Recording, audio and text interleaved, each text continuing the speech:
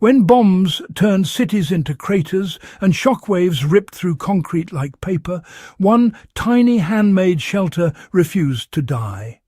It didn't crack. It didn't flood. It didn't cave in when the ground shook. Built by soldiers using nothing but dirt, wax and cloth, this forgotten World War II design quietly stood its ground, while steel bunkers buckled and timber huts vanished into smoke. No blueprints, no fancy equipment, just instinct, courage, and physics. During the height of the war, air raid sirens meant one thing: find cover fast.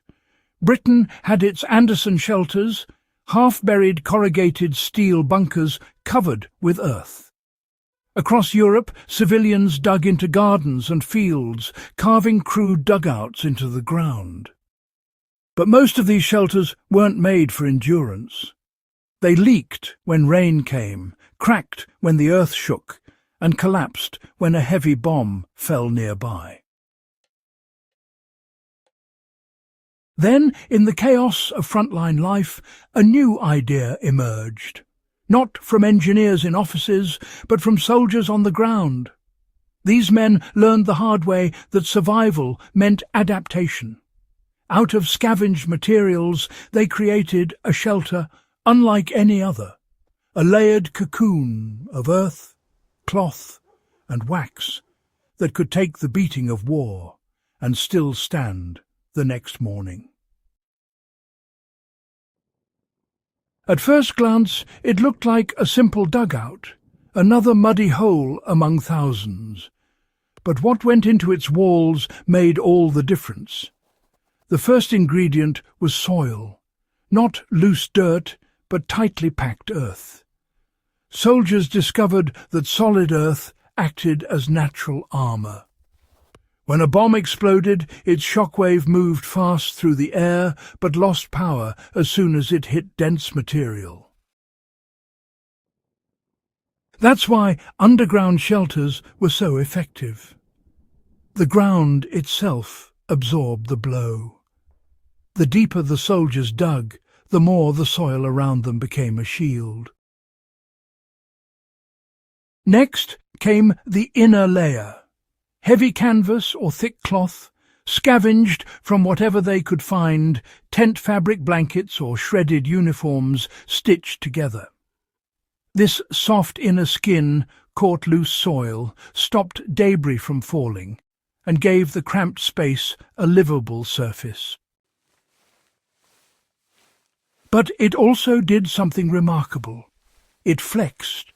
Instead of breaking under pressure, it moved with the blast, absorbing energy that would have shattered a rigid wall. Then came the secret ingredient: wax. Soldiers melted candle wax, grease or tar and brushed it between the layers of earth and cloth. The wax seeped through the fibres, hardening into a waterproof seal that turned a damp dugout into a dry, insulated refuge. It was a chemistry trick born of desperation. That thin layer of wax kept rain from seeping in, stabilized the soil and locked the materials together into one unified wall. 3 layers: dirt for mass, cloth for flexibility, wax for sealing. Simple, cheap, and nearly indestructible. While official bunkers gave way to pressure, these handmade shelters endured. When explosions tore through the landscape, most man-made structures tried to resist the shock head-on, and failed. The dirt-wax cloth shelters didn't resist. They flexed. The soil absorbed the wave, the wax held it firm, and the cloth gave it room to breathe. In engineering terms, it was controlled flexibility. The same principle used today in shock-absorbing armor and earthquake-resistant architecture. But here it was achieved with nothing more than soldiers' intuition. Reports from engineers and field units told of these shelters surviving repeated bombardments with barely a crack, while steel-reinforced bunkers nearby collapsed. The secret wasn't strength. It was understanding. The builders weren't fighting physics. They were cooperating with it. Nature, when understood, could protect as fiercely as concrete. And though the war has long ended, the same design can still be built today with almost no cost. All it takes is, well, just a few tools, some fabric, and a bit of time. You dig a pit about shoulder deep, shape it to fit the body, and pile the removed soil into thick curved sidewalls.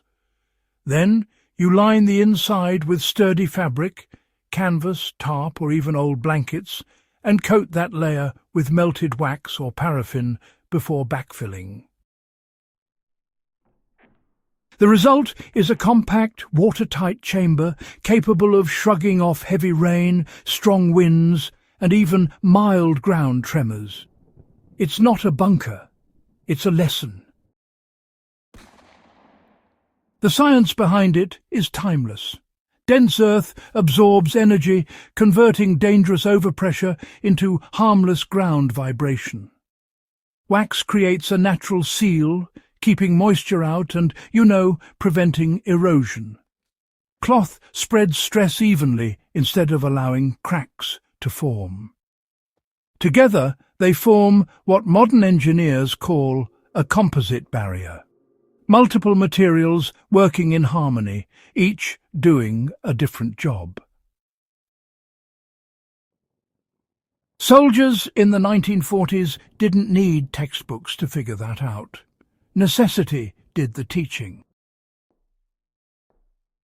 There's something, profoundly human about this kind of innovation.